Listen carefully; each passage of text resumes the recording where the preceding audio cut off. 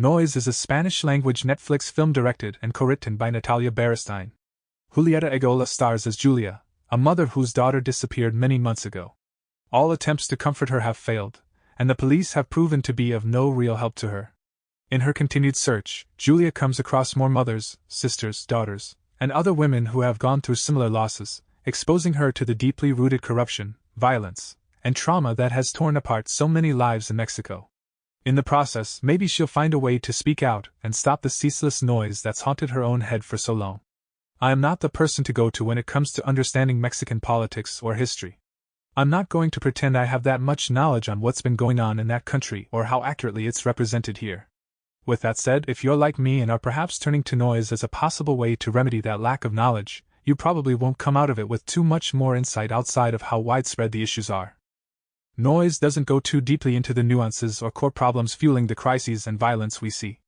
It really clings to the viewpoint of an observer who's going through such a crisis herself, and even her conversations with other women or officials are more centered around emotion than history or explanation.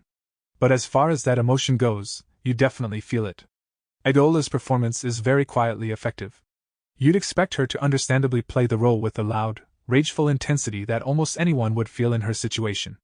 But Julia always holds herself together even though she looks and sounds like she's about to completely break down or scream.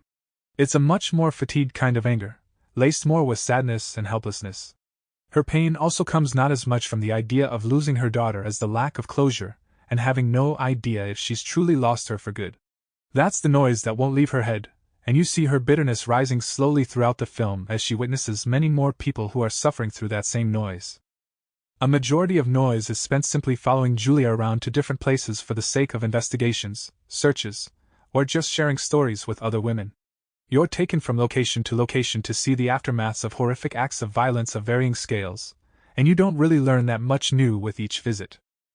Just a reminder, if you're enjoying the videos so far, please make sure to like, subscribe, and hit that notification bell so that we can keep creating meaningful content. Thanks for tuning in.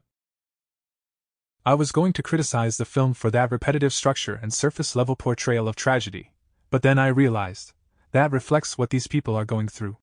All of the tragedy is so frequent and so widespread that it's become similarly repetitive without anything being moved forward. The frustration a viewer may feel when being shown essentially the same thing again must pale in comparison to the torture it is for the characters to go through that, and know that their whole country is bleeding as well. You also see such torture pile onto Julia's psyche. She's not alone in her pain, but that also means she's just another of many victimized people. Once an unjust act happens to someone else close to her, right in front of her, you can see all of that experience reach its boiling point.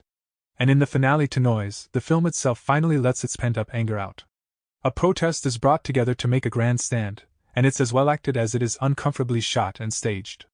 A lot of relatively long takes make you feel like you're there in the midst of the resulting chaos, and you see the widespread corruption of the country's government and enforcement firsthand when things turn ugly. But what also makes the sequence so effective is how much of the horrors of the country we've been seeing from the start, putting us in the women's points of view and letting us be sick of it all.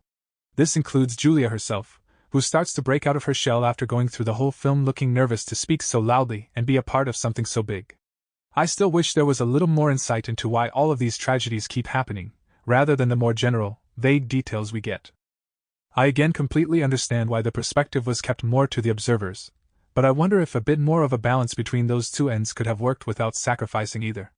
Really, though, what matters most is that Noise gets its point across in an overall engaging and resonant way.